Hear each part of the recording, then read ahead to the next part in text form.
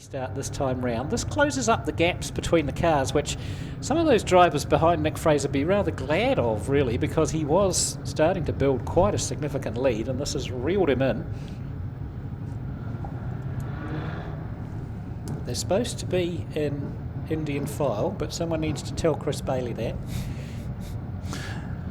He was exploring a higher line on the track. Interesting to look at the right front on that car, how far back it's into the body panels. Like he's staggered it back. Normally you'd expect to see it further forward. Or maybe it's just the amount of toe out that the car has. Because I'm pretty certain, looking at the state of one or two of these cars, they haven't lengthened themselves. They've more shrunk as the season's gone on. That's usually the way it goes, isn't it? I do notice the 21 car's not out there. I'm pretty certain he was in the pits too. Ian Clark, yeah, I did see the 21 in the pits. Alrighty, we're green and racing again, and Nick Fraser resumes his journey round Koken Woodford Glen, keeping it pretty tight down the pole line where he likes to race. Phileas trying to stay with him, but not really on the same page as Nick Fraser at this stage of the race. Palmer in the 78 car hanging with Phileas there. Lunam's come through in the 87 into 4th place. The 92 BMW with a little bit of the bodywork just flying out the back now. I'm guessing that's his muffler just quietly. Yes, from the sound of it could well be the case. Sam Jack running up the inside and past him. And Fairburn, unusually, uncharacteristically, still at the back of the field. He still thinks he's at work driving one of the demo cars. Maybe. So white flag, so last lap now for Nick Fraser. The 99 Honda just needs to bring it home now. I noticed quite a few of the cars a little bit squirrely out of turn 2 there. It's going to be interesting to see how that plays out when the bigger engine cars get on the track. Fairburn's made the pass on Bailey, but checkered flag goes to the 99. Phileas in 2nd place, Lunam in 3rd. I've said it before, Tony, and I'm probably going to get repetitious on it. I still believe most speedways need to have a wall on the pole line. Yeah. Because I reckon most of those cars will be missing their left headlight. Well, a long time ago we used to have oil drums, didn't we, on the pole line? We had tyre halves. Tyres dug in.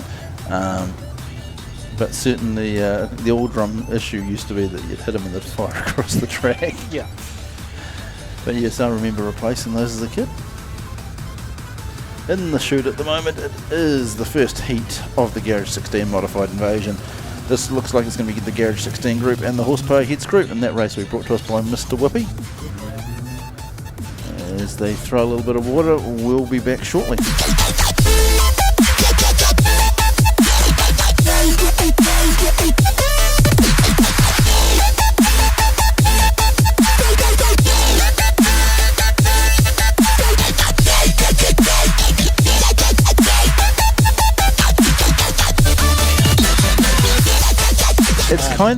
It's kind of an interesting head spin, because a 25 lap race, you know the track is going to change drastically. You know, in a 30 lap race, what you start with, you can let 6 or 7 cars go and possibly bring them back in the last 15. 20 laps, it's right on the cusp. It's like the qualifying for a New Zealand title that does a 3-heat format or something along those lines. It's kind of, the track's going to slick, but you still have to go hard in those first few laps to get those places and not put yourself down the grid. Then the Kevin Band in the 49 car, that of course running the trial engine LS motor, or LS based motor, and Mike Gurley in the 4 car, so he's got the V8 here tonight. On the 3rd row of the grid there, the 54 former New Zealand title holder Steve Thompson, and the 8 car of Lindsay Gilbert. Not a frequent visitor here to Koken Woodford Glen, even though he's got a C on the car, but races his sprint car, doesn't he? Yep, he does. Rapuna more regularly than the modified. Second meeting here for the, or third meeting here this season for the modified. Then we go back to Ian White, who would, there's no doubt this is his bogey track, so he wants to hold it together tonight. And on the outside of him, Evan Nicol. Luke Adams in the 17 car with Gary Lennon on the outside. Back row of the grid, Hayden Corbett in Holland. We go green, we're racing. Kalen gets away, Pottinger and Band drop into second. Mike Gurley drops down to that pole line. He's comfortable. Gary Lennon got in all sorts of trouble there. We've got problems there with the 22 cars, lost the front end of it, and he's going to park it. It will be yellow.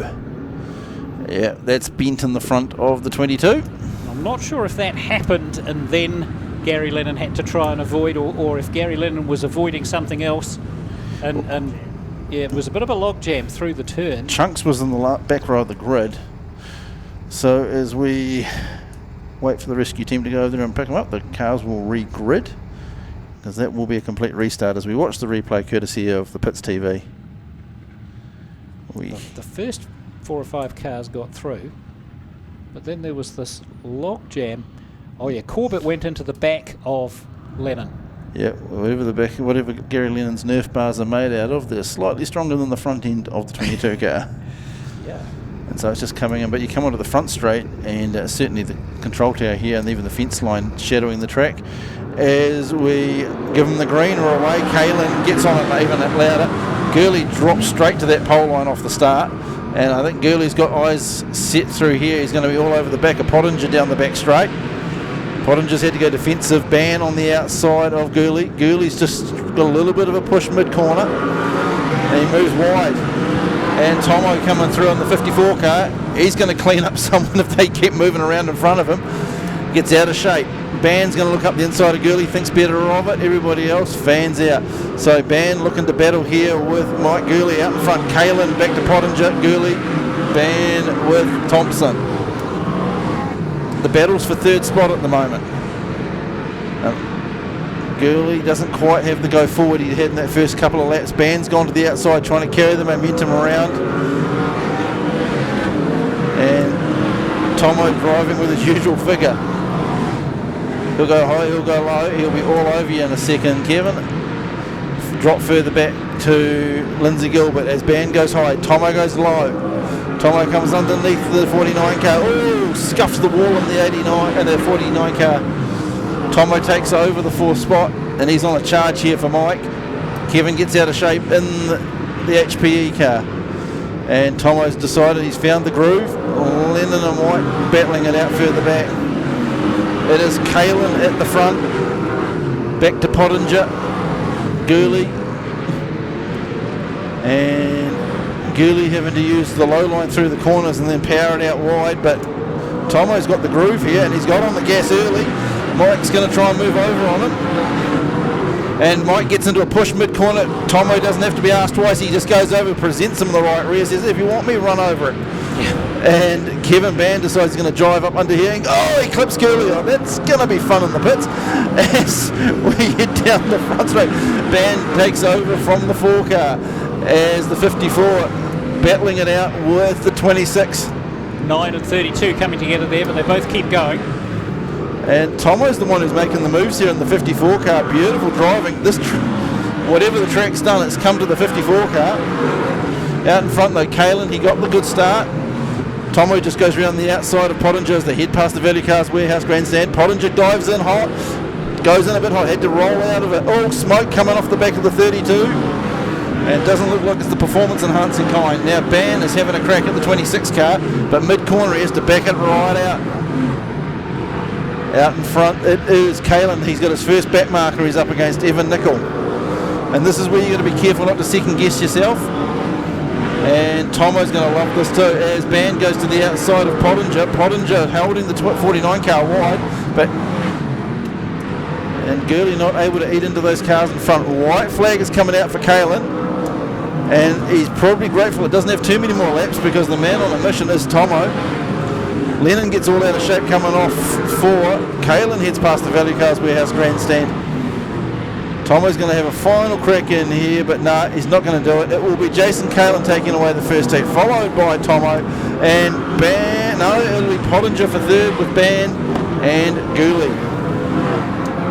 Some pretty strong drives there from several of those drivers that finished near the front of the field. Jason Kalen, of course, holding on pretty much from beginning to end to take the win, but you'd have to give big ups to Steve Thompson for carving his way through the field in pretty aggressive fashion. Craig Pottinger held on well for a great 3rd place there. Kevin Ban, another one who worked his way through from mid-pack to finish 4th. And Lindsay Gilbert had a pretty good drive in there as well, I thought too. And the Ford's on fire by the looks of it. They're trying to chase him with the fire truck, but our gold miner has figured it out. Yes, it was a great race actually. A lot of changes in that third, fourth, fifth spot place mark. Yeah. A lot of battling going on there. There was one really interesting little gesture going down the back straight between two black cars after the race there. I'm sure we'll see more of that as the evening goes on.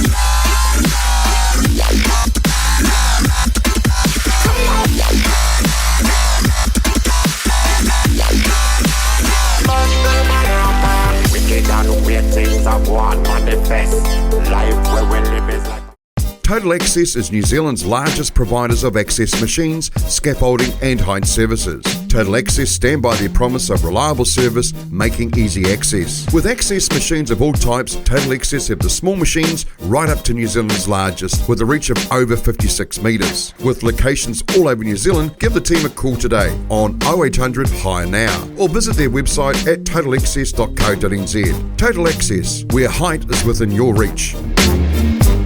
It doesn't matter how hard the job is, we suck it up and get it done. No matter how dirty our hands have to get, we suck it up and get it done. Suck it up, suck it up, suck it up. Out for suck's sake, suck it up, suck it up, suck it up.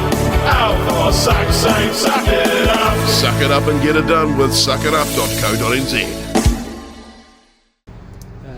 321 of Caelan Keith on the outside. It is Oliver McCartney. Then the 7 of Best with the 28N car. We're in the starters' hands. We come out of Enviro Waste. And we are, if we're going to start like that, we need to revisit the rule book. So, yep, which is why Brian did not wave the green flag, and they have not started racing. So we appreciate that they're between the ages of 12 and 16, but 2 wide shouldn't be the most complicated thing if they're racing. And we were about 5 wide as you look down the track. So the referee be in their ears, telling them to regrid. No, they're green. Oh, they're green. They've let them go on the back straight, which is why it appears totally disorganised over there. And some of them got caught out, and some of them took advantage of it. But it's 3 wide with a 4th on the bumper down the front straight there into turn 1.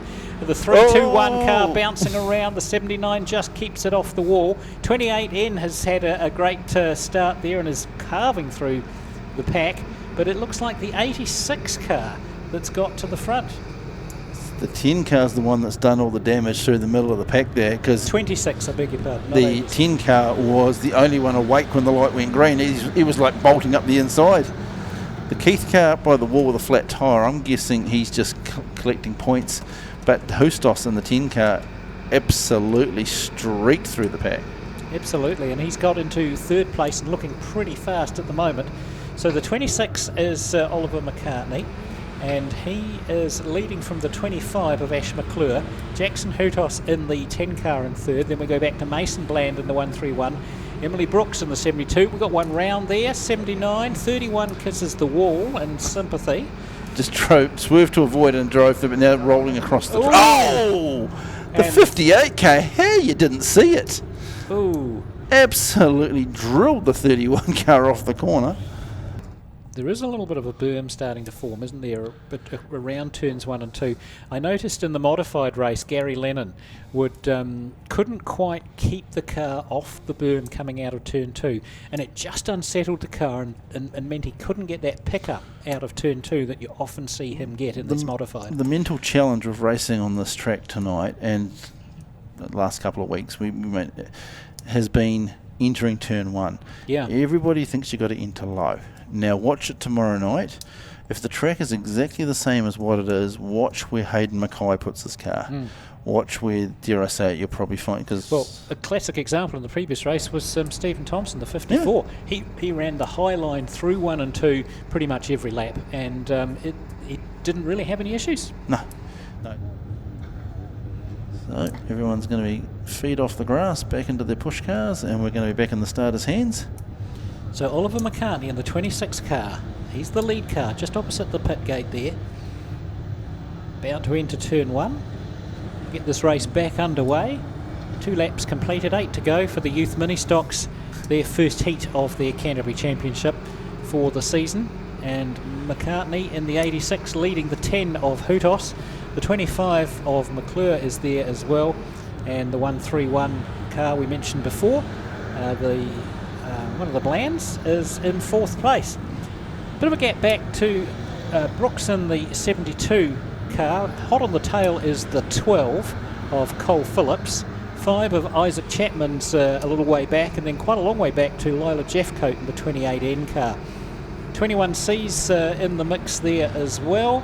That's Mason Anderson and Nicholas Weir in the 92 car.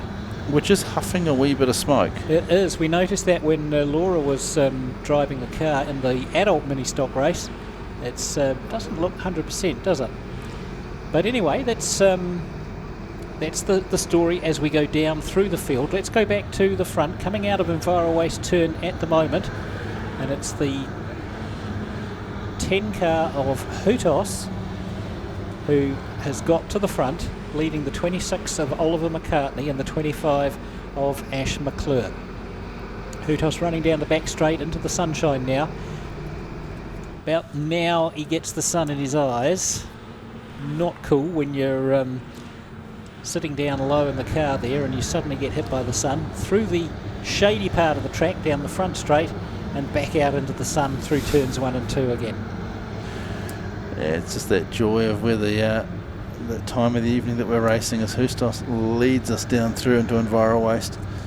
There's definitely 1 or 2 cars out there that have hurt themselves in points as the 7 car just rolls to the infield, and you can see how damp it is on the infield as the mini stock starts to sink cutting through the middle. And Hootos past the Valley Cars Warehouse grandstand will pick up the white flag as he comes around. He's got a few back markers in front of him. This is where you've just got to choose whether you're going to race these cars or just sit back enough to keep ahead of the 26. He's got a big enough gap though, hasn't he? So we're in the white zone now. Coming through out of turn 2, Jackson Hootos. Very smooth lines through 1 and 2. Not letting the slightly bumpy track worry him too much. Plenty of speed into 3 and 4. As you say, he's got to avoid that back marker as he comes out round to pick up the checkered flag. Jackson Hootos takes it away from the 26 of Sutton and the 26 of McCartney and the 25 of Ash McClure. And that was our first heat of the Canterbury Champs for the youth mini stocks. And 2 more heats to go. We'll see how many of them can pull back Hootos. As we look to the chute, it'll be the super stocks coming out shortly. And we will be back when they come out.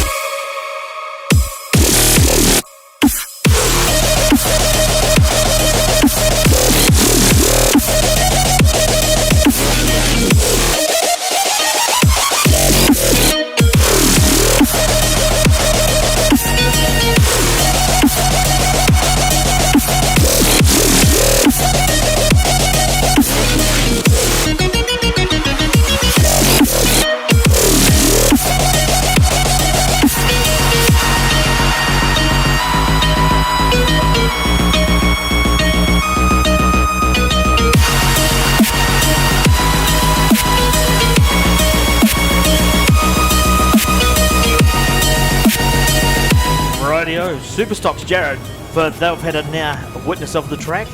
They have, of course. Nothing will beat the rut that we gave them at the first night of Battle of the Stocks, but we've fixed that. So, mate, as you well know, we've had a massive effort over the last 48 hours. Now there is 2 guest drivers out there tonight. The 91 and the 999. So Tyler Horton, normally in the 74 stock car, is in Cam Rain's car tonight. And the 91 car has got Troy Prendergast, who actually started out in Super Stocks years ago. So in a Rover V8 ex-Padangau car that he converted to a Toyota. Smaller field tonight, but I'm led to believe there could be a couple more tomorrow. So we'll just see how good to see Jaden Ward here and Darryl Wallace. Well, they're contracted here. They should be here. Well, they could have been at another meeting in the North Island. And we're away at racing. Malcolm Nartai gets the jump over Mitch Berry as they go into turn 1 and 2. Who's worked out where the high line is? Malcolm and Jaden Ward have. So have the West. Down the back straight for the first time. Mitch Berry's about to get a hurry up as he goes into turn 3 and 4. Hangs on to it. Jaden Ward was pushing him. Zach West just turns round. But Malcolm Nartai in the 19C leads us for the first lap. Jaden Ward, he's up on that high stuff. Mitch Berry's down. He's taking the low line. Then we go back to Riley Evans in the 7 car. Then we're going back to Caleb West in the 34. Then we go back to Jake Berry in the 23, Darryl Wallace in the 557, back to Nigel Keats. Then we go back to the 91 car being driven by Troy Brentercast. And then the 999's gone and probably a wee bit too hot, and he'll work out what the brake pedal's for. Didn't need the brake pedal for that one. Tyler's just realised what Super Stocks and how quick they go into turn 3. So back to the race leader, Malcolm Nartai, as they come off turn 4, goes past the start-finish line. Another lap down, Jaden Ward's chasing him hard. Then we go back to Berry in the 32, Caleb West in the 34 car. Then we've got a 3-car melee. We've got the Berry brother, Darryl Wallace and Riley Evans. Then we go back to Nigel Keats and Troy Prendergast in the 91 machine. Back to Zach West. But Malcolm Nartai leading us from the start to finish. They've worked out where to go. Up on that high line. There'll be no pole line penalties tonight. Not in this grade anyway. So Nartai's leading us. Then we go back to Jaden Ward. Caleb West has moved up into that 3rd spot. Then we go back to Mitch Berry, Jake Berry following, side one behind each other. Riley Evans in the 7 machine. Then we go back to the 557 of Darryl Wallace. Nigel Keats having a good run here, trying to get up the inside of Wallace. Then we go back to Troy Prendergast in the 91 and Zach West in the 24 car, but back up the front. Nartai's now coming under a wee bit of pressure from Jaden Ward as they go through turns 1 and 2. Nartai's on the outside. Ward's going to have a crack up the inside as they go down the back straight. Who's going to outbrake? Jaden Ward. He's using Malcolm as brakes. Shoots up the inside. Malcolm's trying to try and switch back and go underneath him, but Ward's taken the lead at this point. As they go into turn 1 and 2, Malcolm's now going to try and go down low. Not the ideal place. Ward's leading. He's opened up about 3 or 4 over Malcolm Nartai. They've opened up the full length of the back straight on the rest of the field. Caleb West just bouncing off the concrete there. Then we go back to the 23 car of Jake Berry, who's just about to shoot up the inside of the 34. He's going to be followed by Darryl Wallace in the 557. It's given him a bit of a bumper as he goes into turn 1 and 2. The race is for 3rd, 4th and 5th. The front 2 are gone. Berry still holding it at this stage. White flag for Jaden Ward this time round. Darryl Wallace shooting up the inside of the 23 car. Pushes him out wide ever so slightly. Caleb West just sitting in behind these guys watching it. He gives Berry a bit of bumper. Knocks him offline as they go through. He's going to try and shoot up the inside. 3 wide as they come out on turn 2. But our race winner, Jaden Ward, takes the first heat over Malcolm Nartai. Back for 3rd, 4th and 5th. We've got Darryl Wallace, Caleb West and Berry in the 23 car. So it's going to be Darryl Wallace over Berry in the 23. That'll be Jake in that one. And then back to Caleb West, Riley Evans, Nigel Keats and the 24 of Zach West. Reasonably impressive there from Darryl Wallace. He just sat back and just picked his moment. It was almost like he'd set the boys up around him. Jaden Ward, as he chased down Nartai, he just had to wonder whether he thought twice about giving him a tube like he did at the run a few weeks ago. You look at the lap time, Malcolm Nartai did a fastest lap time of 19.38. So, you know, we've all talked about it and spoke about it at drivers briefing. The track is what it is, but they've worked out there's a high line there. So what they need to do is just drive to the conditions, and they'll be away laughing. They certainly do. As we look in the saloons will be out next. It will be back shortly as super stocks clean up and take themselves back in. Malcolm, I think, found something on the track.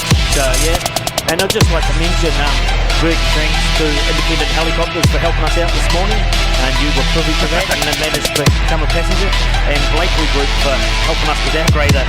Died at the start of the week, so we were racing around trying to hire a grader.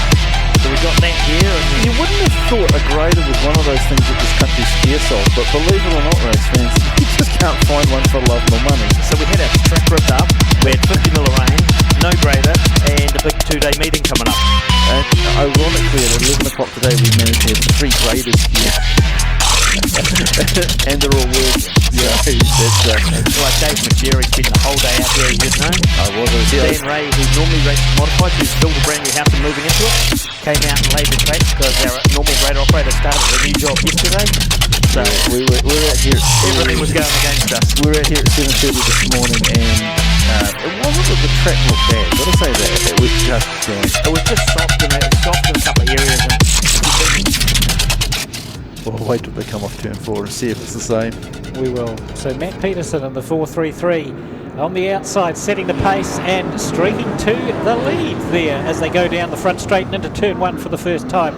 The 117 Billy Lee Woodhouse having a good run there in third place. The 92 car of Fisher right in the mix as well. Round the outside goes Mountford in the 8 car, and if he can bring it home, that'll be a good little outside run for him. But the 11 of McGlashan has come through, and that 17 car, it's always there or thereabouts, is starting to make its way through the field. 71 Willie Woodhouse tucked in behind Blair Lee at the moment. We go back to the 16 car, Ashton Osborne, saloon trim for that car tonight, bouncing around a little bit on the track as that rear steer gets to work. Morris racing with Peterson in the back of the field, McClymont in the 22 and the 167 of Rick Tabley.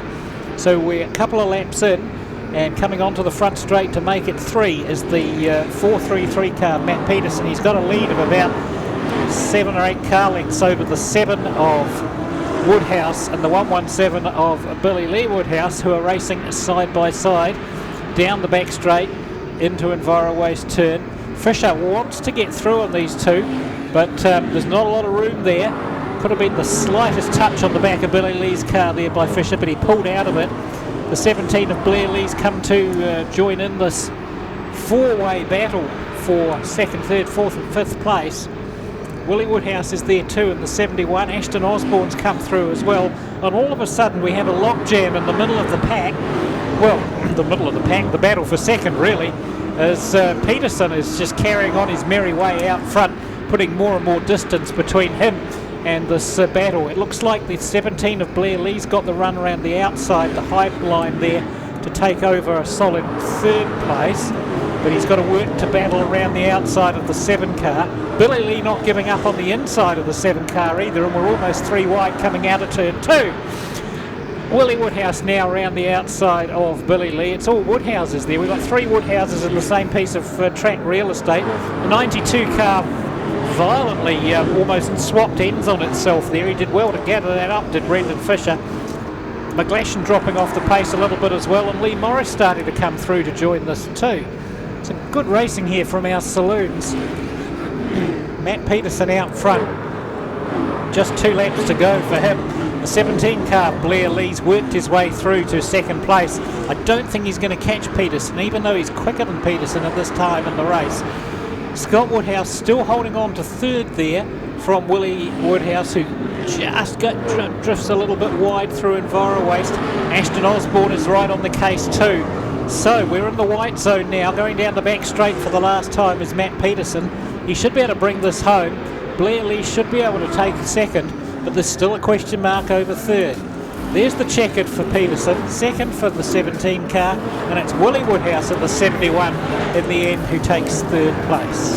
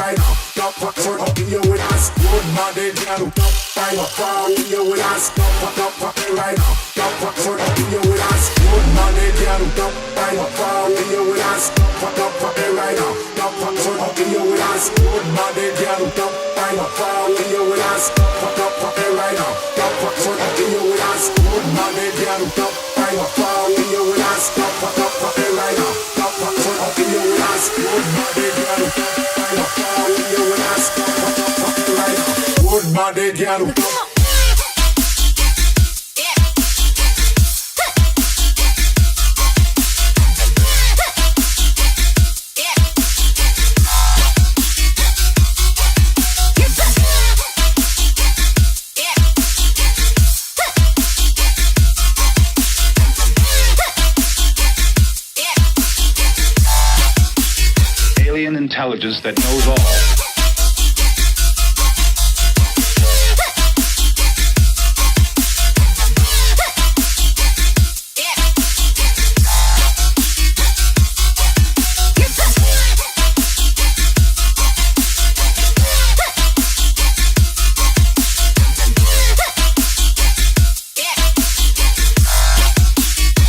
Reign of terror and disorder. But they talk about another kind of world. World first here in little old New Zealand. Good stuff. Again. You're good at this. As our mini stocks head round out of Enviro Waste, it is Laura Weir leading us away with Hawley on the outside. Back to Marsden and Bork. And we're into turn one. Mini stocks can go low because they're small enough. They can actually fit round that bottom line. Yeah, it was actually the Productions that cut that groove in it before. It was interesting to watch. As Weir heads through Enviro Waste. Hawley on the outside. These amazing how, like, for a full race, you can actually get side-by-side racing as opposed to the start. As we look through the 252, looking to move through on the 72, and we're just keeping that pole line. Hawley on the outside. Bork hasn't got the run to be able to make the move up the inside. Now, see, that was interesting. Laura Weir went the low line, didn't touch the berm, and got through. Hawley took the slightly higher line, didn't actually touch the berm, kept wheels on up the higher level the whole way through, and the two cars were level right through that turn. I think the biggest thing is you actually try and drive through it. It will do nasty things as Weir just gets a little out of shape there, and Bork's going up the inside here with Reese Marsden in the 86. Hawley drops back in. Hawley really wants to be on the pole line with these other two cars. As the two Dempseys are line astern coming through Enviro Waste. Back to Peyton Wilson. And it is Bork that's leading us. Weir on the outside, Hawley on the outside as well. Leaving this big gap up the inside, but once you get out there, you do not want to drop back. No. And Hawley doing the big dive down into Enviro Waste, but comes in and doesn't use enough brake actually. Slides across the berm. So Bork in control. Fastest car on the track thus far has been the 79 of Dempsey. But Bork leads us over Weir and Hawley. And just know that if Bork just keeps the same line for each lap, he is safe to bring this home. And Dempsey on the high line all over the back of Reese Marsden. Further back we got Wilson with Bright. Back to Marsden Senior. Oop, the 17 car bounces across the corner. Gets picked up down the back straight. And Shady there in the 93, but still leading at the other end. It is Bork. Oh, the 17 car gets out of shape and gets a love tap from the 87 car for his efforts. It's one of those ones, was it a hit or did he step out of shape and slow up so much mid-corner that Glenn had nowhere to go? I'm sure there are two different versions to what happened there. As this 24 car, he's in control of the race. White flag out for the 24 of Bork. Back to Weir and the battle here between the 85 and 86. And all we needed there is Marsden to jump in to make it interesting. And Reese Marsden crosses over on Hawley and ducks up the inside. Nice move, actually. And I think he might get tubed for his effort. As our race win goes to the 24 car, followed by the crossover by Hawley, then Marsden, Dempsey, and the balance of the pack. So Jordan Bork, another race win. He's been one of the form drivers in this grade this season. No surprise to see him near the front. Laura Weir, there's another name that's often been top 3, top 4 this season. So there was a good battle between those two, but in the end, Bork had the advantage and kept it in the latter part of the race. Tyler Hall has been there or thereabouts for much of this year as well. Great to see Reece Marsden come through in 4th place ahead of Nick Dempsey, Grant Dempsey, Shaden Andrew McCartney, Scott Bright, Peyton Wilson and Glenn Marsden rounding out the top 10. Quickest lap, Jordan Bork at 22.43.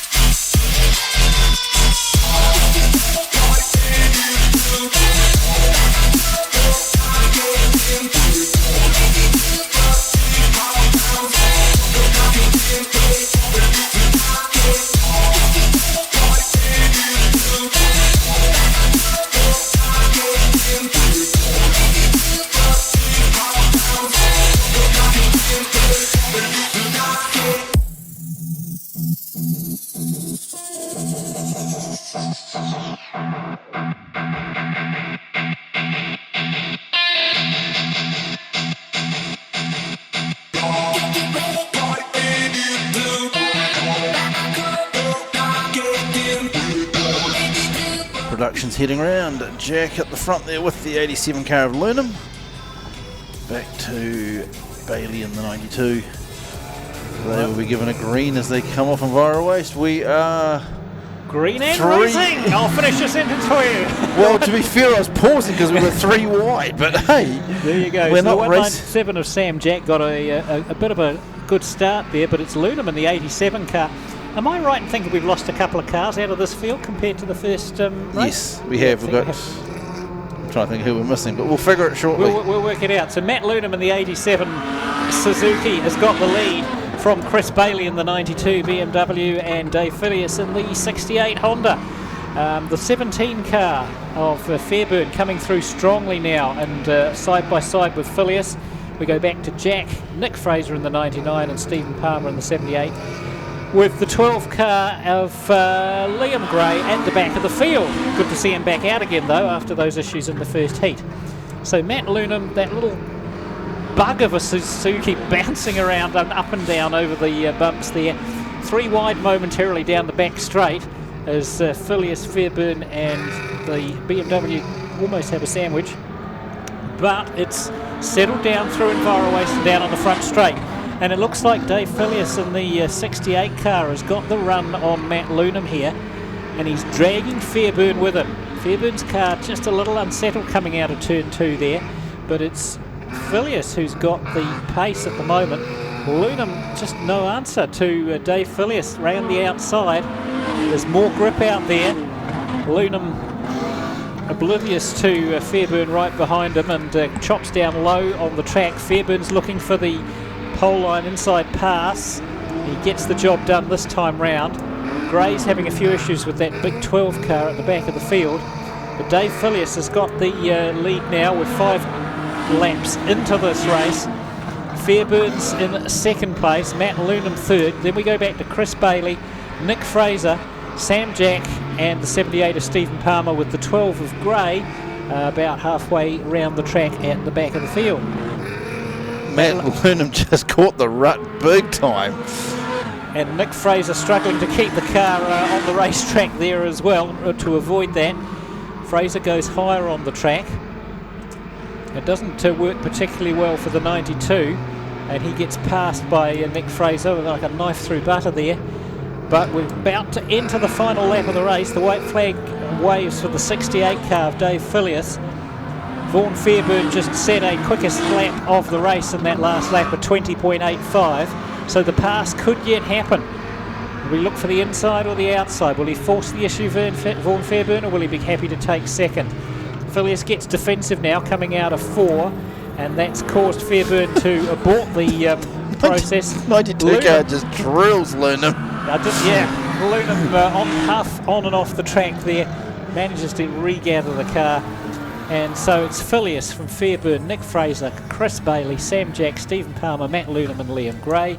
Quickest lap of 20.85 by Vaughan Fairburn on lap 7 of that race.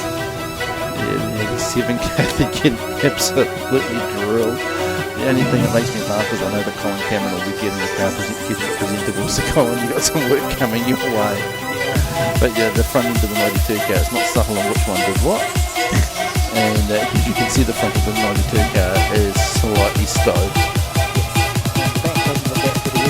Oh no, the back was like that when he came out. When he came out, that was the result of the first heat, yes.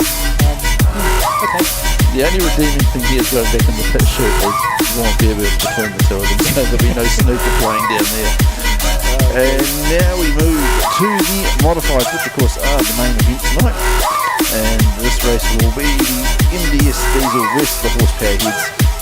And this is probably the one that has two of the most spectacular drivers in the pack, Brad Lane and Jacob Mitchell.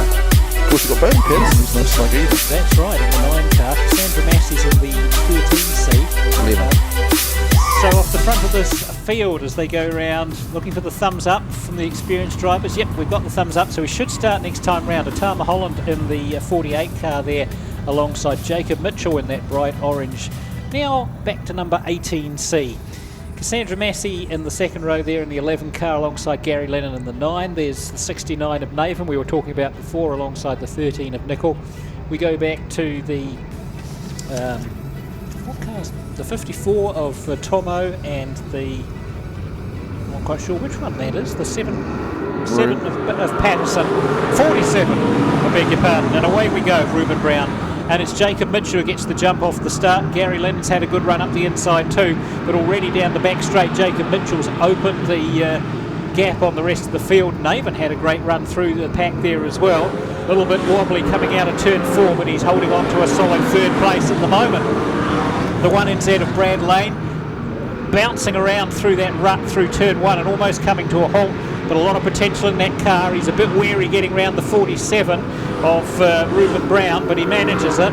The 5 of Bailey Patterson also bouncing around down in turn 4, but out front Jacob Mitchell has got the jump on the rest. Nickel squirting the dust there down the front straight. But there's another lap ticked off. That's 3 down now for Jacob Mitchell. 15.80 his lap time.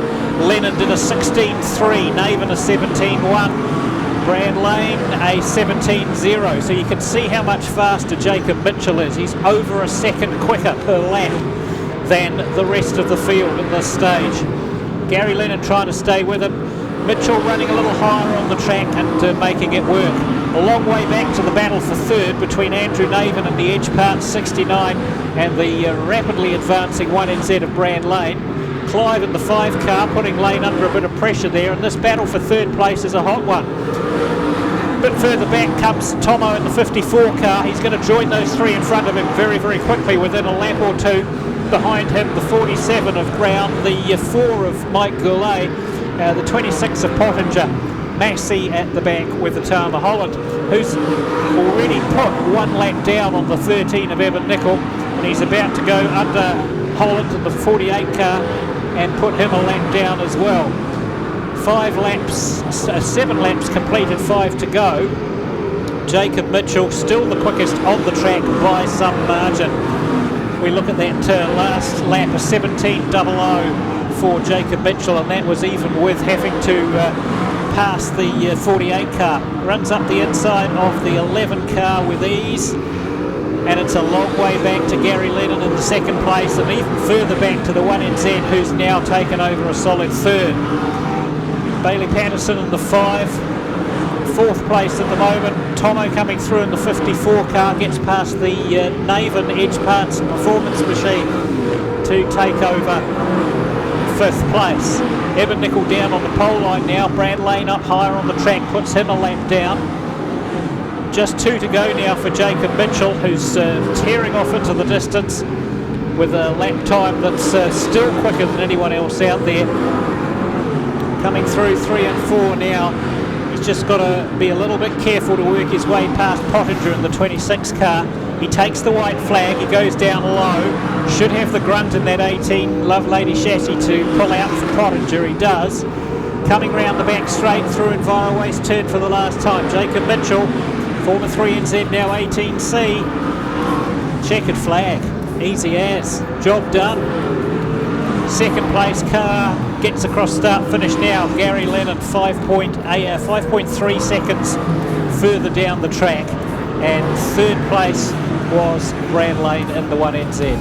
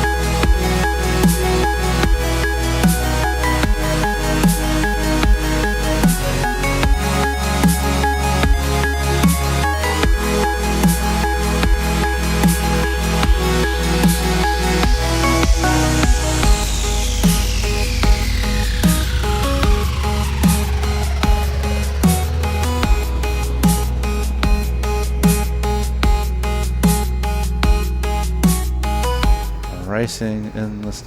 How are we going to start 3 wide or 2 wide? No, just 2 wide. Well, 2 wide off the front row. Offset front. 3 wide further down the pack though. Yeah, it was an interesting start. Out in front, it is the Phillips car, the 12, back to the 21 of Anderson, then Hustos in the 10. We go 4 wide down the back straight. Who's going to be brave down into Enviro Waste? It is the 72 car. Somehow managing to fit there underneath Isaac Chapman, but backs out of it onto the front straight. And we've got the 58 cars had the bumper fixed. Yeah, impressive pit work there, you have to say, from the Vlanderen family. Out in front though, it is the 12 car of Cole Phillips back to Hustos, the 5 car of Isaac Chapman in third. Ooh, he catches the rut there a little bit. Mason Anderson in the 21. And the Weir car doing double duties tonight. Of course, with some of these grades, you use the cars that are out there as the, we've got youth out, we've got adults out. Can't do it with some of these cars because they're doing double duties. Yeah. As the 79 Sker looks to make some moves through Enviro Waste. Out in front of it, still Cole Phillips, back to Hustos with Chapman, Brooks, Anderson, Valanderen, and 26 car looking to make some moves there with the 79. So they're all racing relatively tightly at the moment, which is probably the best way of ensuring we're about to have some incident. Commentator's curse, perhaps, yeah. I'm not superstitious, but sometimes things just happen. Oh, Caelan Keith there gave the wall a good test. Well, that's good, He probably wants to go to stock cars eventually. Anyway, out in front, Cole Phillips in the 12 car. Back to Hustos, who's running second. That'll put him 1 point off maximum points after 2 rounds if he finishes there. Chapman there having a battle a bit further back with the 79 car just looking to try the outside line around the 92 of Weir. Oh, 26 car got a little bit sideways down the front straight there, but gathered it back up. There's a battle there between the 21, 26 and the 25 car of McClure. But it is Cole Phillips. He will cross the start finish line. 4 laps to go after this. He's actually gapping the 10 car at the moment. So the 10 car has the 5 car all over his bumper. As we look further back to Brooks coming through. And really at this point, if Hustos just finishes there, he just has to have a clean final race, and he'll be very, very hard to pull back on points for the Canterbury champs. Phillips though out in front. Chapman there falling into the grass with the 72. Hustos has opened up, I wouldn't say a comfortable gap, but a gap over the 5 car, just enough to focus on the 12. But Phillips is driving away with this at the moment and just finding consistent lines, although as I say that he drives over the berm. But 2 laps to go for the pack, all keeping it reasonably clean and tidy. Second is just starting to move away from the 5 car. Back to Brooks, Skur, Valandrin in the 59. White flag is out for Cole Phillips. He's won plenty of races, and this one will just give him those extra points he needs. Chapman's right on the back of Hootos now. Yeah, Chapman hasn't moved. Like, there hasn't been this big. You expect the 10 car to have pulled away from him, but no, just hasn't done it. They've stayed within a stone's throw of each other. But it is Cole Phillips out of Enviro Waste. He will take the checkered flag for Heat 2 of the Canterbury Youth Mini Stock Champs. This race brought to us courtesy of Trenchless Services. And that was race 10 on our program tonight, Tony. And the 58 car just limping with inside of the finish line. And actually probably accelerated once it got to the infield just a bit.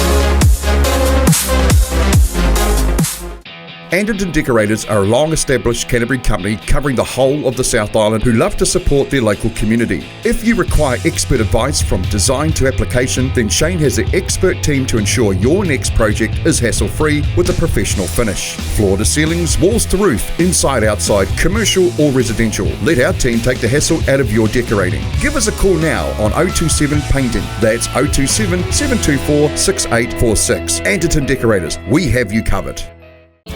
The St. Nicholas is a familiar sight around Bluff as she steams out to capture Can-Do Fishing's famous Bluff Kinner. Once caught, the Kinner is brought back to the purpose-built factory in Bluff where it is processed, packed and shipped fresh to you. But that's not all that Can-Do Fishing can do for you. Try some of their greenbone fish or delicious power products and you will soon see why seafood from the Bluff is world famous. So head to your local fish market or supermarket and ask for Can-Do Fishing Kinner, fish or power. Can-Do Fishing, there's nothing we can't do for you.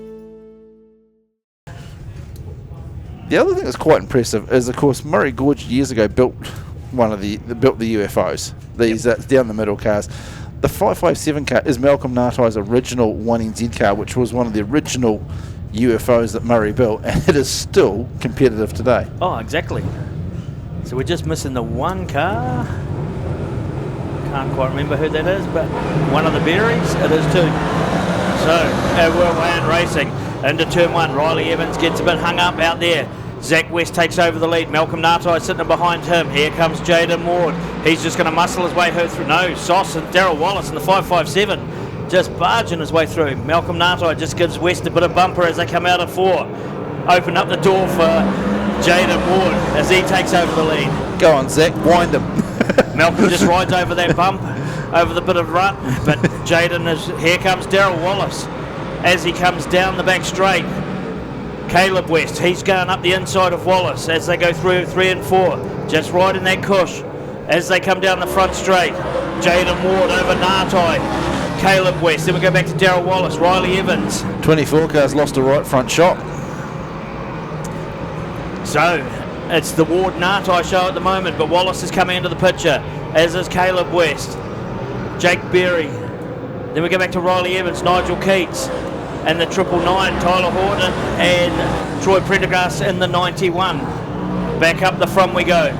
Jaden Ward over the 19 car. Then we go back to Darryl Wallace, 34 and 23. Berry and West side by side as they go into 3 and 4. Berry's got the inside running as they come off the corner. West's going up high. Berry just makes his car a bit wider. Through 1 and 2. Darryl Wallace is holding that third spot. No change at the front 2. Then we go back to Jake Berry in the 23 car. And behind him, Caleb West. Then we go back to Nigel Keats. Tyler Horton in the 999 car, coming to grips with it a wee bit better than his first time round. But our race leader coming off turn 2, 971, Jaden Ward. Then we go back to Malcolm Nartai, 557, Darryl Wallace. And behind him, Jake Berry in the 23, Caleb West in the Onyx Home sponsored car. Nigel Keats getting himself a wee bit crossed up. Then we go back to the 999 of Tyler Horton, Riley Evans in the 7 car, and back to the 91 of Troy Prendergast. But our race leader, he's about to come up towards some of these back markers. Jaden Ward. He has shown us that this car is fast and he's got the driving ability. Just taking it, driving it around the corners. Malcolm Nartai just sitting in behind watching him. Then we go back to Darryl Wallace in the 557 car. Jake Berry in the 23, back to Caleb West and Nigel Keats. Troy Prendergast just going a lap down in the 91 car. Malcolm Nartai's closed the gap up a bit. Ward's opened it up. Nartai, he's going to be hard on his bumper as they go down to 3 and 4. Is Nartai going to return the favour from a few weeks ago? He just tucks it down low. Goes up the inside of Ward. Nartai is now taking over the lead. White flag this time round. Jaden Ward's going to give him bumper. There's no two ways about that. 1 lap too early, Malcolm. As they come off turn 2. Nartai's up high. Ward's down low. They're playing cat and mouse. Who's going to hold out? Nartai gets on the brakes. Ward's on the brakes as well. As they go through 3 and 4. Darryl Wallace is going to be the winner here. As they come down, Darryl Wallace, he takes the win. Nartai's doing it in circles on the infield, and Jaden Ward still picks up the 2nd spot. I'm picking Jake Berry in the 23 will take that 3rd spot.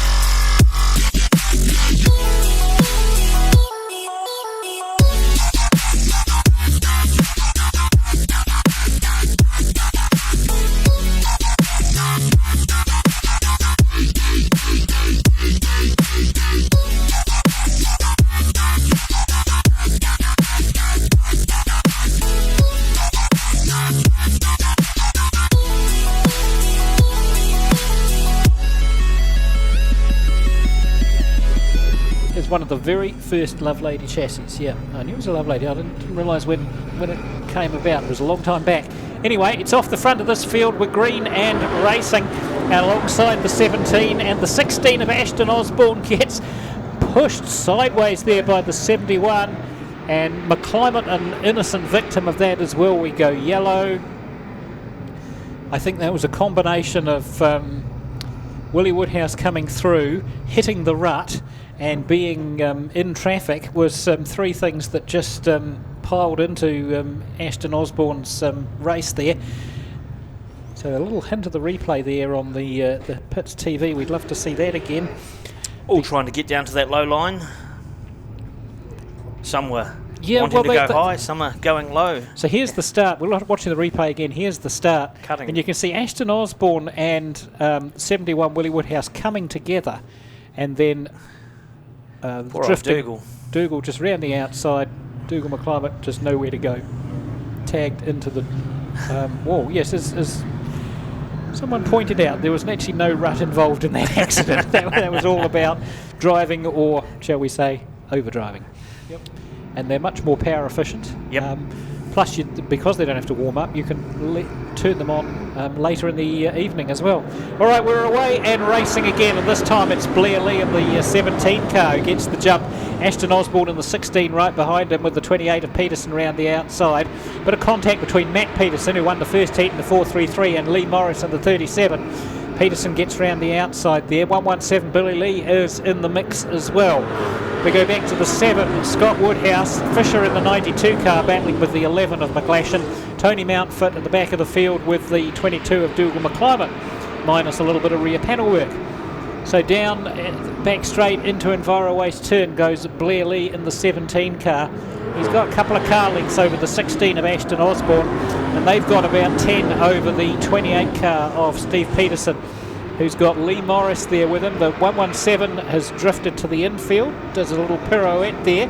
Should be able to carry back on, I think, but a little bit of contact in that battle for 3rd, 4th and 5th.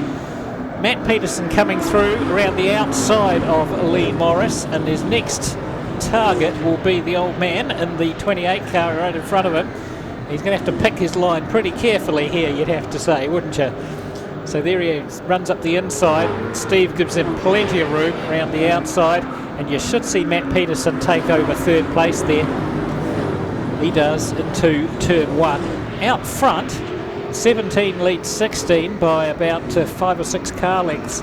And to be honest, these two very similar stealth chassis cars are gapping the rest of the field. Of course, the 16 car runs as a super saloon in certain configurations and with a certain engine in it, and as a regular saloon with a few minor tweaks and a less powerful motor in it, and that's what you're seeing tonight. Ashton, the pilot of both versions of that car, and he's doing his best to stay with Blair Lee.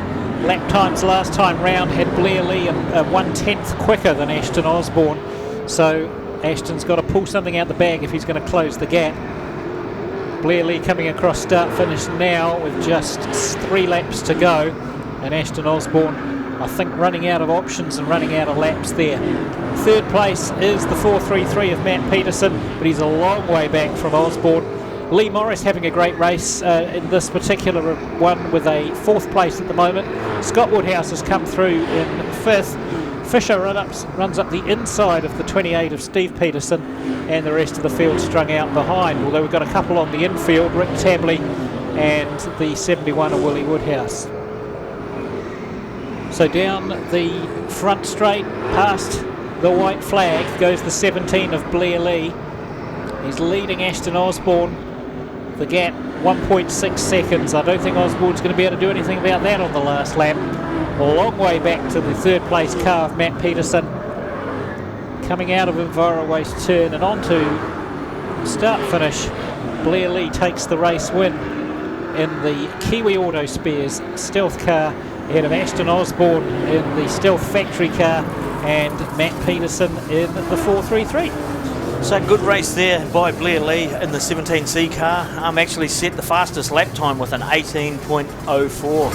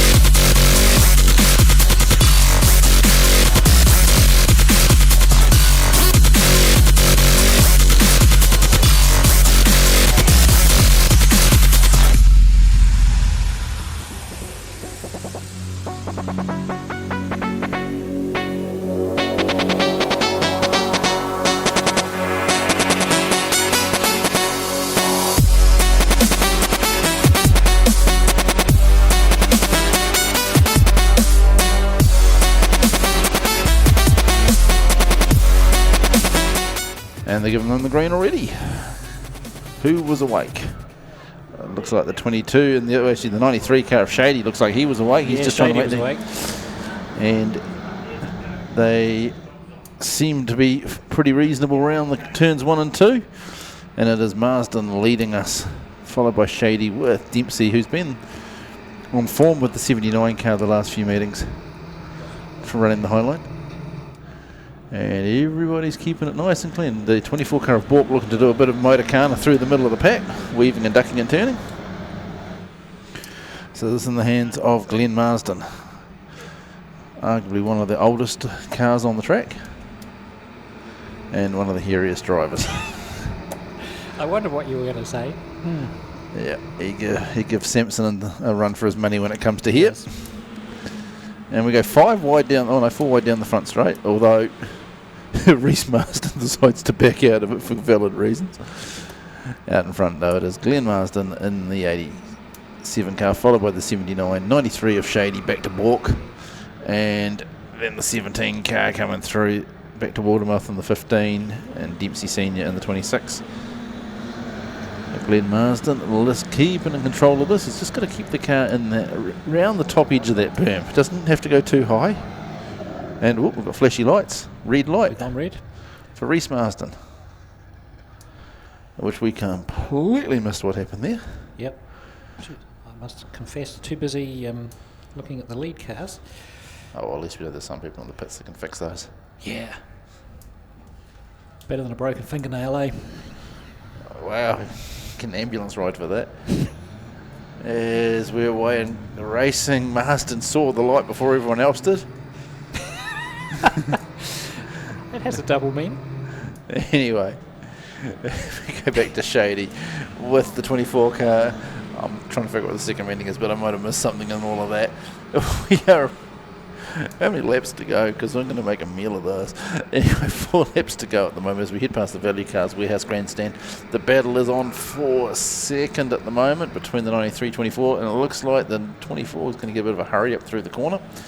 Marsden is in control. He just has to keep it smooth and fast. And Bork now moving to the low line, round 1 and 2.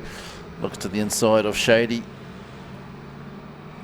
Further back is Dempsey, Bright, and a further gap back to Hawley, who's being challenged by Dempsey Senior.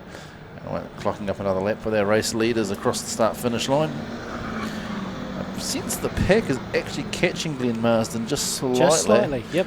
But they're racing each other, so they're dragging each other along. It's when they go into a battle like this, where Bork is now going to have to go defensive on Shady, this is where they'll lose Marsden just a tad.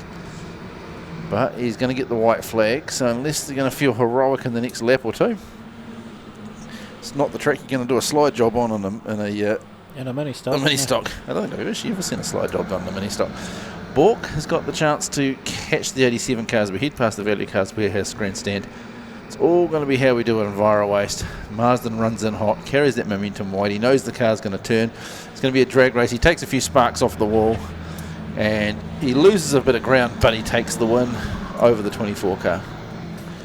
And a good third place there for Shady in the 93, battling with the 79 of Nick Dempsey. No, it was Dempsey who just got ahead of Shade and Andrew McCartney, I beg your pardon. So he took third. Quickest lap was a 22.1 by Jordan Bork.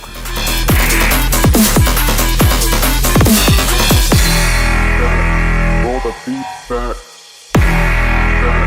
Roll the beat back. Roll the beat back. Roll the beat back. Roll the beat back. Roll the beat back. Roll the beat back. Roll the beat back.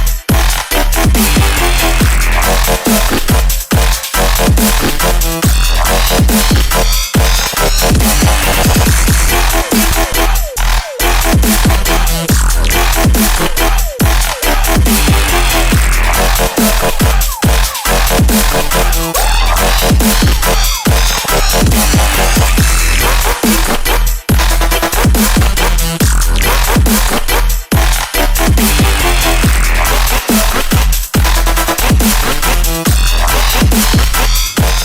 Colin Gray in that big black 12 car off the front alongside the 17 of Vaughan Fairburn, and away we go. The light was green for about 30 seconds before they all woke up. And threading the needle through the middle, the 68 of David Filius, and he's got past Gray and he's on the back of Fairburn. All the way back to the 99 car of Fraser, but he's going to eat up that distance pretty quickly. Lunam's looking quite fast in that 87 car, which has had a bit of a spit and polish since the last race. Round the outside goes the 92 of Bailey and Sam Jack at the back of the field. So down the back straight, Vaughan Fairburn in control at the moment. Filius running a slightly higher line, trying to find a little bit more pace, a little bit more speed. Most of them staying away from the ruts at both ends of the track, but not quite everyone, that would be fair to say. Fairburn seems to be able to avoid it. Filius seems to avoid it. Nick Fraser's doing that trick of using the berm, I think, to get a bit more pace around the outside. Gray having a much better run in this race. The 92 car, Little Taylor, coming out of turn 4 there, definitely trying to avoid the rougher stuff and running a little higher on the track. Lunam down low, that little Suzuki just snaking around through the turns, and Sam Jack keeping those two in front of him honest as well. But out front, it's Vaughan Fairburn in the 17C Honda. He's pulling away a little bit, I think, from the 68 of Filius. So the big gap back to the 99 car, Nick Fraser, and then we go back to Gray, Lunam, Bailey and Sam Jack at the back of the field. So we're 5 laps in now, just 3 to go for Vaughan Fairburn. He just needs to bring this home now, not do anything silly, not get too adventurous out there on what is, I think, a little bit of a difficult track to read. Once you find a groove and a line that works for you, you're best to stick to it, and that's what you're seeing Vaughan Fairburn do there now. He knows where he can just ride the edge of that berm coming out of turn 2 without upsetting that Honda too much. Someone missed a gear there by the sound of it. Rev limiter. Oh, it was rev limiter, was it? So white flag, last lap for Vaughan Fairburn. He's got a lead over David Filius now of 3.4 seconds. Nick Fraser a further 2.6 back, and I think this is the way they're going to finish in terms of the top 3. Fairburn keeping it tight, low, drifts out on the exit of the turn, picks up another checkered flag. It's a night for them for him. David Filius, good drive from him for second place, and Nick Fraser very, very quick there on that last lap, but has to settle for third.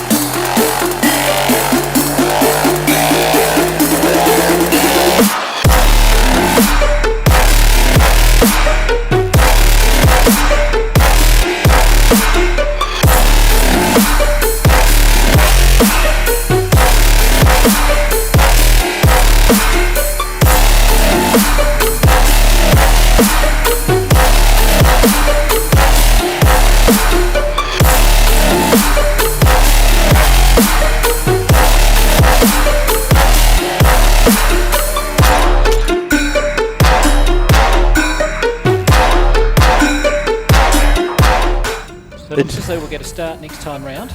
Notice how they're all above the berm at turn 1. Yeah, they are. All of them. Every single one of them. You would have thought that even the outside line would push down a little bit, just push the rest Will of they them remember to go above the berm through 3 and 4 once they get into this almost ready to start mode? Well, it's in the hands of Hayden Corbett. He is the one setting the pace. He positions them on the track. And we go racing. Corbett's just gapped them, but Lane is there. as we funnel down into turn 1. Who goes low? Adams and Brown go low. Lane not wasting any time. He's up the inside of the 22 car. Gets on the brakes through Enviro Waste. Tries to keep it down. But Chunks in the 22 doing it. So won't be long. Lane will fake him. He'll move to, here we go. He's just powered through up the inside of him. As the pack comes through, looking further back through the pack, halfway through already. The 18 car is, Band's all out of shape. He's going to check them all up. Lindsay Gilbert had to spiel across the track to avoid running into cars. Jacob Mitchell had an amazing half lap there. I'll come back to that at the end. Out in front though, Lane followed by Corbett. Band's going to be threatened here. He's got the 18 car all over him. I don't necessarily think Mitchell's going to get to the front, but I certainly think he's going to do a darn good drive getting to wherever he finishes. He's all over Adams. And, Band puts himself round. Everybody's going to avoid him. They do. Wow. That was a high-speed couple of laps there. It was very, very quick. Now, from Brad Lane's perspective, he's only had a few car lengths over Corbett, so not a significant loss to him. No. But he was securely in the lead by the time the yellow came on, so we go back a lap. So this is where they bunch them all up, and this is perfect if you're trying to come through the pack. Absolutely. I'll just make mention of Jacob Mitchell there a couple of laps back. He got squeezed on the inside and the outside, found himself basically with nowhere to go, but he just used the pedal, got himself a little bit in front. He jinked one side, then the other, then back again on his original line. It was like he was driving a sports car on tarmac, not a modified on dirt. As we lead him away, Brad Lane leads us, and Mitchell didn't waste any time, straight down low, picks up that one spot he had to sacrifice, and he's going to have a go here underneath the 32 of Ian White. That puts him into third spot.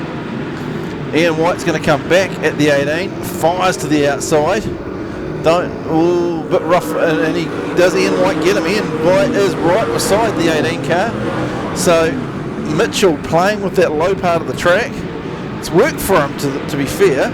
Corbett's his next victim. And Corbett, he just knows if he runs a little bit high and forces Corbett high, that Chunks may not necessarily like that, but that puts him into second. So that'll put him in a first and a second spot. And that'll give Band's gone round. So we go back a lap, which will actually put Mitchell behind Corbett again. Possibly even behind White. Yes.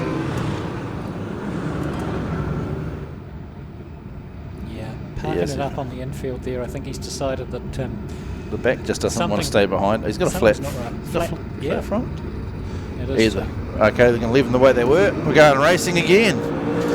So now the battle's on. Lane versus Mitchell. This is what we paid to see. Well, some of us didn't pay, but this is what we want to see.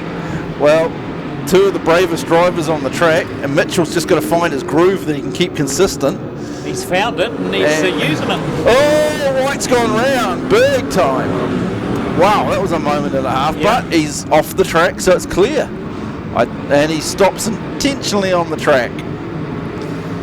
Ian, you've been racing long enough to know what the rules are, mate. Well, Jacob Mitchell, Brad Lane, Hayden Corbett. We're only at half distance, 6 down, 6 to go.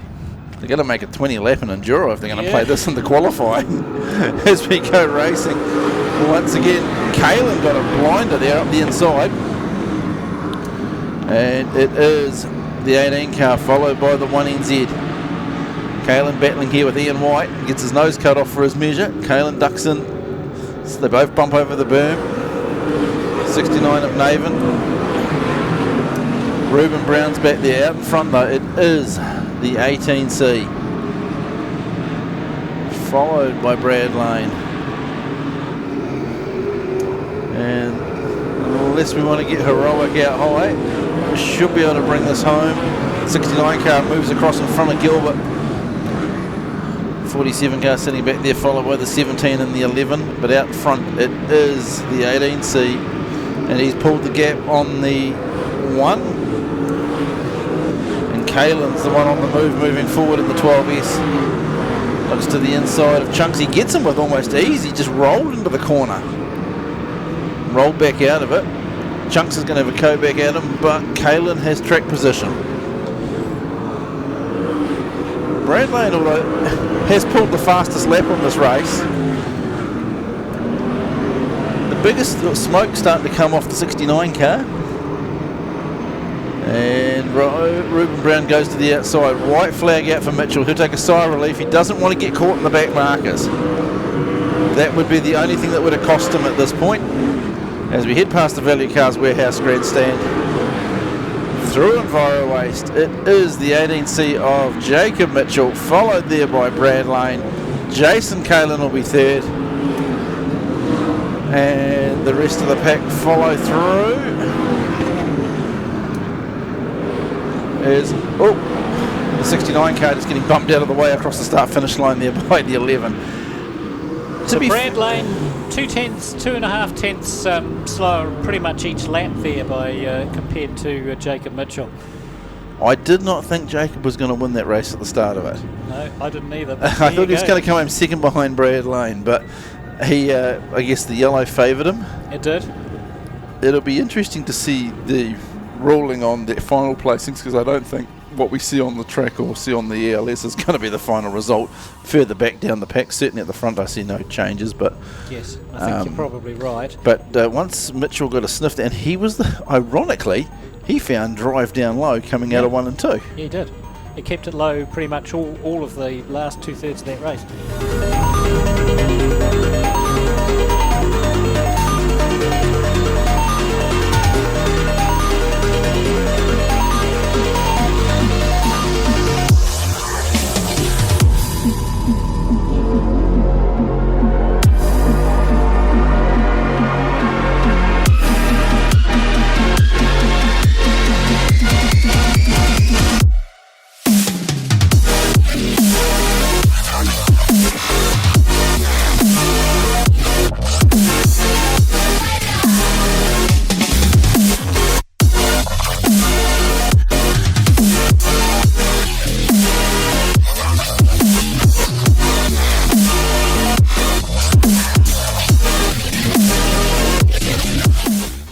To see, isn't it, some visiting cars. But you have to say, youth mini stocks like to travel, don't you? They do tend to. To be fair, it's easy to travel with them too, because in theory they're racing saloon rules, so there shouldn't be that much damage. As we go racing, we did wonder what was going to happen there. And we go, finally we split the packers apart. Heading into turn 1, it is the 59 car that leads us back to the 41 of Musgrove. Skir's looking to make move. 1 or 2 cars in the middle of the pack look like they've got sea anchors on. As we head through Enviro Waste after the first lap. Oh, we've got Skir go. Oh, the 28 car into the wall off the back of Skir. And it is the 59 leading us around. I am picking the 59 cars in a podium position tonight. Yeah, I think you're probably right. The 321 car, probably after its first race note. Skir has had a quiet night, but Hustos is the one to beat. He's just got to have a good race to bring it home here, and he will be the Canterbury champ. He's got a first and a second, or 2 firsts? Yep, 2 firsts. He's mid-pack at the moment. But he's just got to keep it clean and bring it home. Phillips there in the 12 car. And the 26 of McCartney will be battling for points as position as well. Oh, we're going round. Pile up on the front straight here. And do we all... No, nobody wants to join in to pile up later. Everybody avoided them. And the light's still green, so they're still racing. That puts the 41N car and the 79C, albeit that the 79 car used to race out of Nelson. And Verlander and still went over Kalen Keith.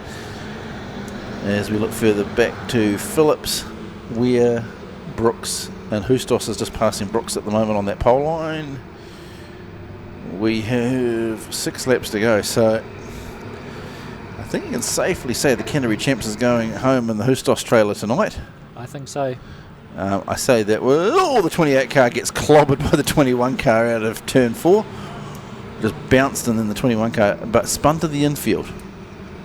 So Valanderen back to Keith Phillips. The battle's on. Skurs just backed out of all of this. Brooks coming through with Weir and Hustos. Hustos down low. He's picked the right line. Worked beautifully for him. And as Jeffcoat joins the track, it's almost like a moving chicane for him. He's able just to move through into 4th spot. And whilst right about now the teenage ego will say, I want to win this race, you've got to wonder if the best thing for the 10 car is just to stay out of everybody's race. As he bicycles.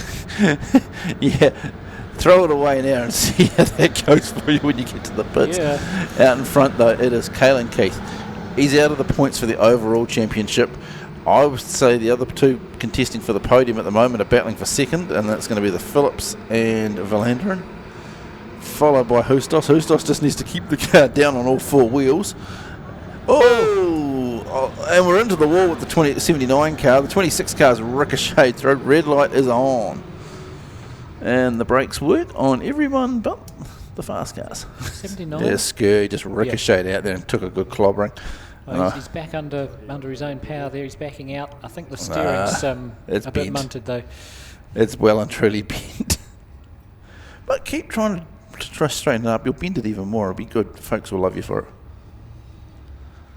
Super stocks are in the chute. They haven't managed to bend a lot of steel tonight. It's all been front bumpers and mini stocks. Race leader, it is the 321 car of Caelan Keith over at turn 2, followed by Cole Phillips, the 59 of Valanderen, and then we go back to Jackson Hustos, who we would have to say at this point would Seems be leading likely. We don't actually have the points, but it seems pretty likely to us he's leading the Canterbury Championship. and by some margin too. Yep. A lot of cars have had 2 really good heats, but not so flash first one. Or as we head around, we'll have white flag goes to the 321. Still some time to make a few more points, but at this point it looks like Caelan Keith bounces through the corner. Cole Phillips got a great run out of that. He's right on the bumper of the 321, looks to the inside, stays there. Can he keep it out? No, it's going to... Oh no, we go to a drag race, and it will be Caelan Keith followed by Cole Phillips, 59 of land. We're going red. Oh, we've got 2 on their roof. Okay. Well, we nearly had a side-by-side finish, and that's where my eyes were, but so again, turn 4 claims youth mini stocks. So to be fair, 1, 2, 3 and 4 had gone over the start-finish line before the red light came on. Yep. So we'll see what happens. We'll go see what the drivers are up to.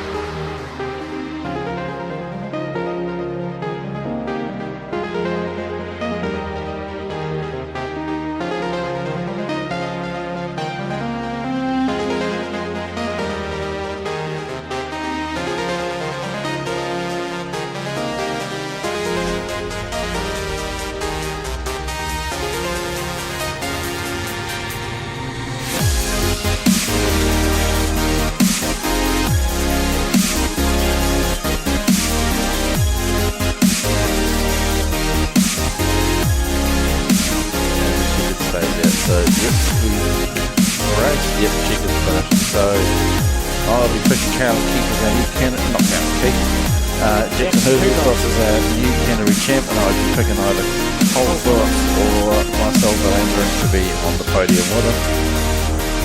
Quite possibly Ash McCall could be in there too, so we'll see as the points roll out. That was our Canterbury mini-stock champs for the year's mini-stock.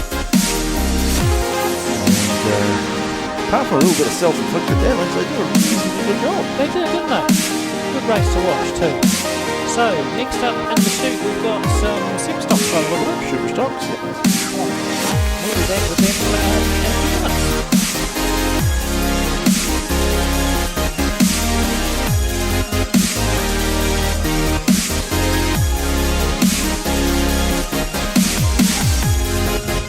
In the starter's hands now, we're locked in. Looks like we've only lost the 999 car and the 24 car of Zach West as well. No faffing around, they're away and racing. Down to turn 1. Sauce does the bolt on this one, and the whoa, who's climbing over who here? Nigel Keats and one of the Berries. Yep, Keats there. Just Keats gets shunted to the infield by the 7 car. oh, the 971 got out of shape and got tubed there by the 557. Nartai's coming through on the 19. So Keats looking to make it interesting. Out in front, no, Jaden Ward. Man, that car is quick around Koken Woodford Glen. And Malcolm is Sauce in the 557, back to Nartai in the 19. Just sitting back there in fourth spot, just getting to watch the Suck It Up show. And it's almost formation racing the way Ward and Wallace are racing at the moment. As the 32 and 34 battle it out for fourth spot. There's Nartai looking to challenge the 557 car. Nartai ducks to the inside. This does almost a slide job. Caught his front wheel on the berm and it just pulled him round beautifully. I don't doubt for a second that the 19 car has more motor than the 557, but certainly Malcolm just found a groove, but he's doing it smoothly, which is not something you would traditionally say about Malcolm. No. But a few drivers have just found that lower line has got plenty of drive in it to come off the corner. You've just got to enter a lot slower than you normally would. But it is the 971 out in front.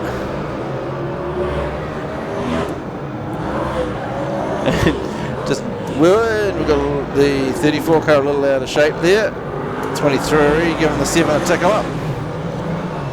Well, unfortunately we've lost Nigel Keats to the infield so far. Sparks off the 557 down the back straight. Jaden Ward across the start finish line once again, followed by Nartai. You're almost going to have to handicap Jaden Ward and take a spark plug lead off, eh?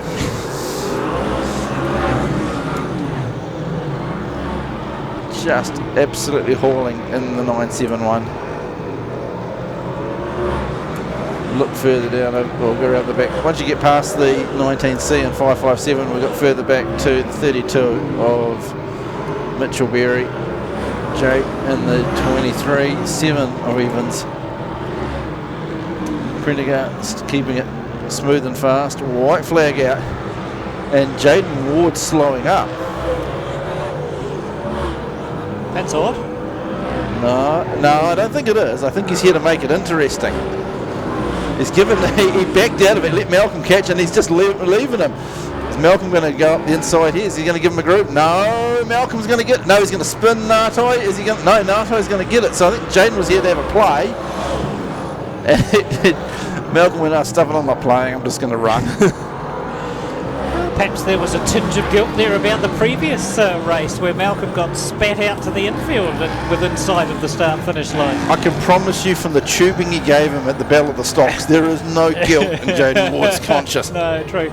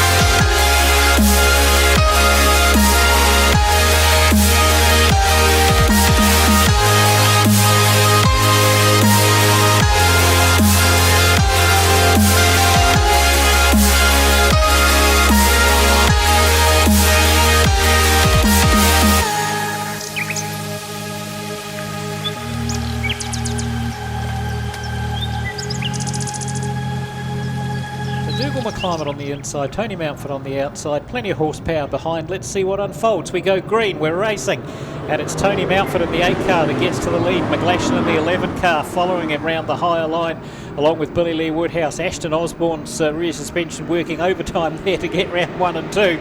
He's got the 71 of Willie Woodhouse tucked in behind him. Lee Morris is in the mix there as well. Winner of the first heat, the 433 of Matt Peterson, working his way through from the back of the pack.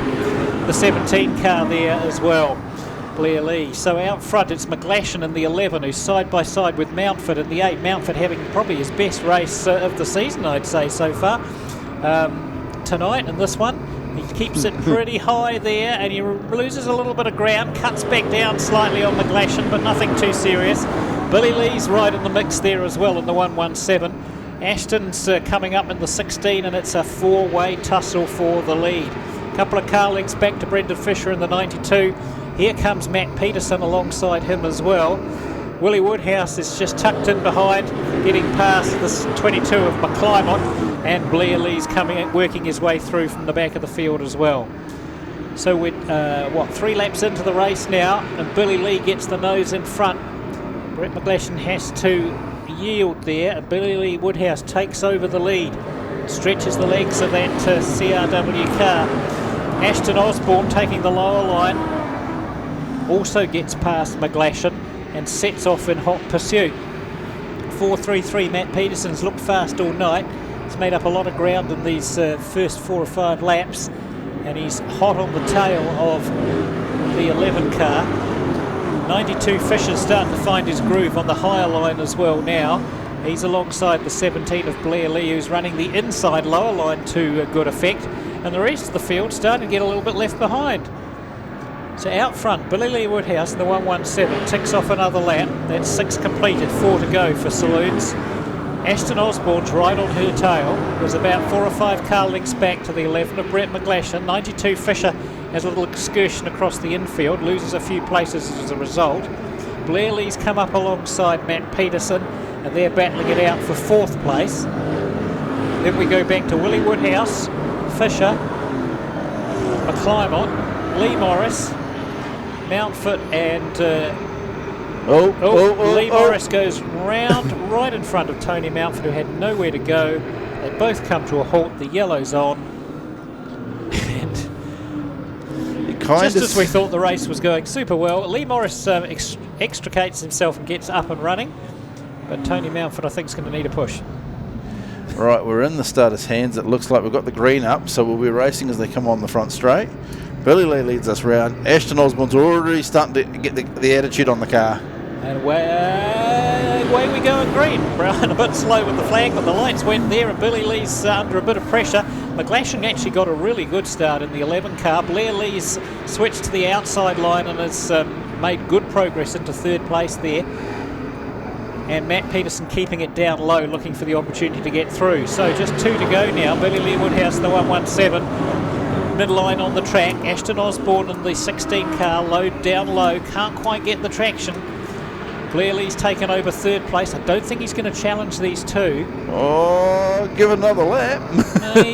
maybe not. No. And Matt Peterson, I just don't think he's got the car under him at this point in the race. So we're in the white zone now.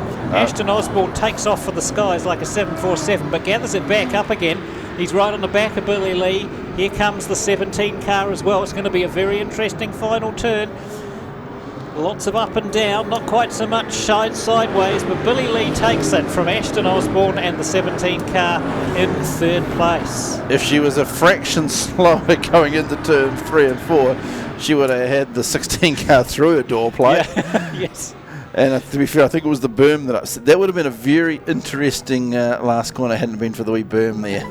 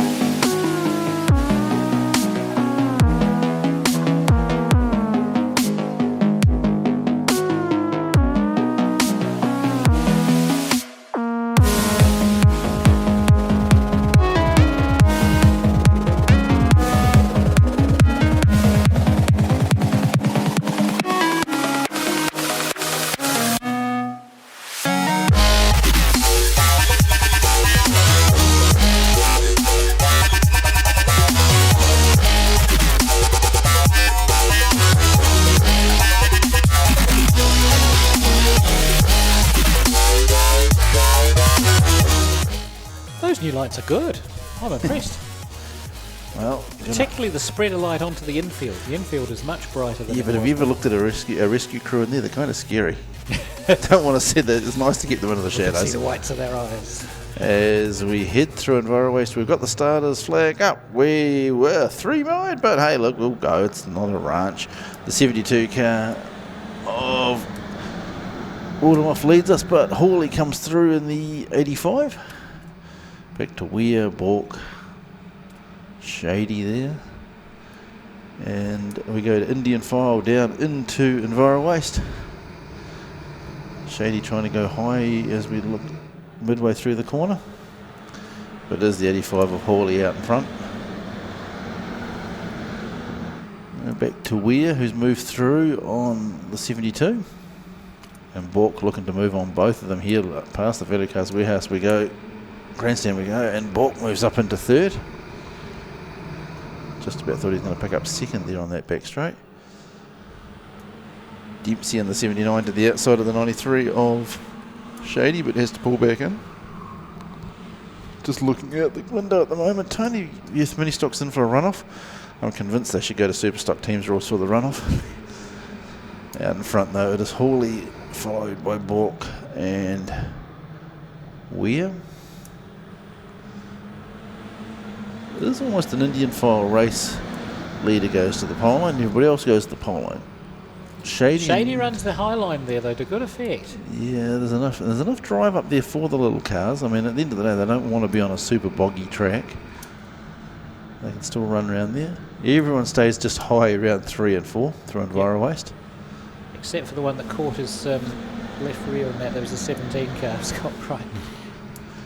Oh, it's the fastest line for them around there. It's going to be interesting with the 30 lap feature for the modifieds, because we know that just because they can see the line, it's a psychological thing. Yeah. So, Bright ploughed into the back of Marsden, puts himself around, and Marsden's out by the wall. Has he lost the tyre? I think he has. Oh, unless he's waiting for the 17 car to go past him to catch him. Keep an eye on that end of the field. I'll keep an eye on the front end. As our race lead has been taken over by Laura Weir. Out of all of that, back to Hawley and then Bork. White flag will come out next lap round. And Bork moves in. Smoke coming off the Hawley car. Shady looking to make some moves. Dempsey's going to make the move on Shady here though. White flag is out for our race leaders.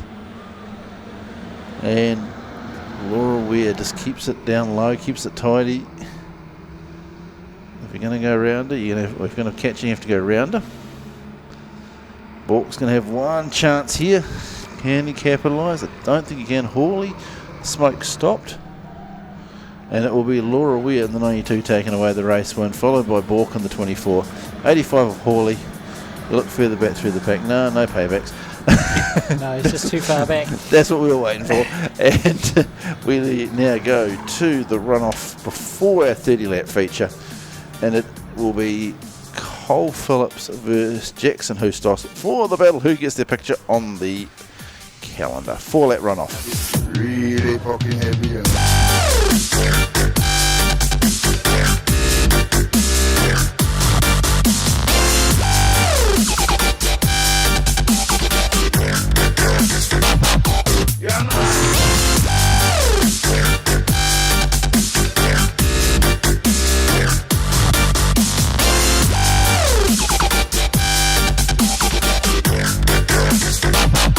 Stuff like this, you know.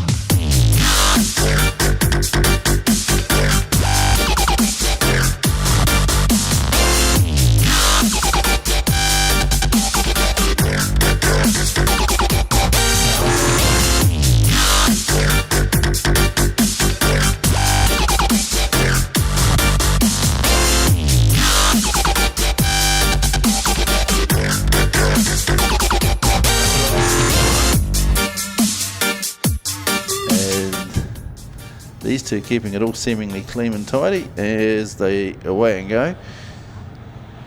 And where are we going to race? One goes low, one goes high. That was predictable. There is a run around the outside, but the 10 car does get better drive out of 2. And this is where Phillips has got. Will Cole Phillips go to swap high to low, or will he stick with the higher line? He's almost got to keep looking to the point where he forces Hustos to over accelerate through turn 2 and 3. If he's going to force a mistake, he's faster into turn 1, which means theoretically he's faster off turn 2. But if you haven't got track position there, this is where he wants to intimidate the 10 car and push him into the, not so much physically push him into the rut, but cause him to drive into the berm and unsettle himself. Whether Hustos is going to be bothered. A run on him here. Is he going to keep it high? No, he's going to go low. Not sure if that was the right call for Cole Phillips there. He had to gamble, I think, at that point. Well, they'll get the white flag as they come around. At the moment, it's all Hustos. Phillips comes in hot on the 12 car. Oh, he has to get on the brake. Hustos gets white flag is out, so Phillips definitely has the faster car through the corners at this stage of the race. So he's going to have to pin it all on the last turn, isn't he? He's going to have to do that again and see if he can hold on, see if Hustos... Hero or zero. Here we go, he's got him. Cole Phillips has got the run here. Has he got it? It will be the 12 car for the Canterbury champs. He did pick it beautifully though. He did. And it must have been a couple of times there he thought nerfing him was going to be the best way to do it, but Cole Phillips just got the run and worked beautifully. Really good example of clever driving.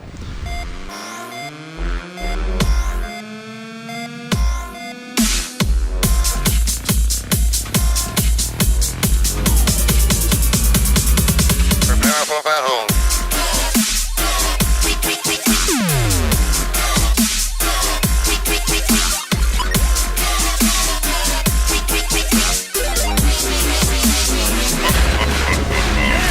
Do have to go, I won't say you have to go hard in the first few laps, but you would probably have to go a little bit harder than if this was a 30 lap feature like tomorrow night. Yeah, you definitely want to be in front, not second, after the end of the first or second lap, I think. Because I think there's a good chance that whoever gets to the front can hold that. Yeah. At least if you wouldn't say that in a 30 lap race. No, I'd say by lap 10 you should be able to control it, but... So the lights are out, and we're getting ready for a start. The Garage16 Media Modified Invasion for 2023. Feature race number 1, we're away and racing. Jacob Mitchell, Brad Lane side by side. They both launch off the line. We've got cars everywhere through the infield. Kevin Ban slides back out on the track. The 47 cars held up on the infield. Jacob Mitchell gets bunted by Lane, who goes hard into the wall. Chaos, mayhem. Pick your word of disaster. Well, it happened here. I'm trying to figure out whether or not that should have been a restart and there should have been yellow on the back straight, in which case the Lane Mitchell incident wouldn't have happened, or whether the officials thought the start right here was fine. Lane's done a fair bit of damage to that car. It's backed it in hard. He's shaking his head. He knows it's got some damage on it. Brad Lane's making a hard work for his crew this week. They've had to stitch a new front on it, and they must have thought for a second. So here's the start on the replay. So, yep, we're green. We're all fine and dandy. Gary Lent. Something happened. No, something break in the back of Gary's car. Did he get hit? Because he's gone out and slapped the wall, and then everything else is just a consequence for it. So the start was fine, hence why the officials, and then Brad Lane just... He did get a touch on the back of Mitchell's car. It was only the lightest of touches, and as you say, he was pulling away at the time. Yeah, he was doing everything he could to avoid it. We watch it. Now the important is third row of the grid. It is Lennon. Lennon's car moves across. He and Lindsay Gilbert come together. Yes. And so he went across the front of Gilbert's car. Lennon's car bounced off the wall back onto the track. Everyone else is scrambling to avoid. That's why those cars careen across the infield. Here's the view from behind. Look, will probably be a little clearer. Yeah, well, maybe he just did move over on the 8 car. That's what it looks like from the angle that we're watching at the moment. Certainly it's done some damage to the back of Gary's car. So for some reason, Gary Lennon's car lurches to the right over the front of Gilbert, and you'd have to suspect some kind of mechanical issue rather than driver error there. Either that or he thought he was Gary's completely too good clear. for that. So You would have either that or Gary's just had a moment where he thought he's clear, but I guess only he knows the answer to that. Looking at the back of Lane's car, the Nerf rear bumper's, yeah, it's pretty broken. yeah, But if that's all it is, and a wee bit else, he'll be happy with that. He's garked the wing. He took the wing off the top of the spoiler here and just, yeah, I'm guessing on the Lane car, it's probably got all sorts of suspension damage in the back out of that. so lights should go out this time round. Gary Lennon's car's on the infield. Brad Lane's car is on the infield. Bailey Patterson has rejoined. The lights are out. Jacob Mitchell on his own on the front row. They wind up the rubber bands. We're about to go racing again. We're green and away we go. Jacob Mitchell down the front straight with Tomo in the 54 car hot on his heels. Jason Kalin taking the inside line, gets up to second place there inside of Thompson. Gilbert's having a good run too, racing side by side with the 4 of Gourlay. Then we go back to Pottinger in the 26. The 47 car there lurching around a little bit, loses a place to Kevin Van in the 49. Chuck's coming through in the 22. Patterson gets a wicked sideways push there, and there's a heck of a big piece of clay right in the entrance to turn 4.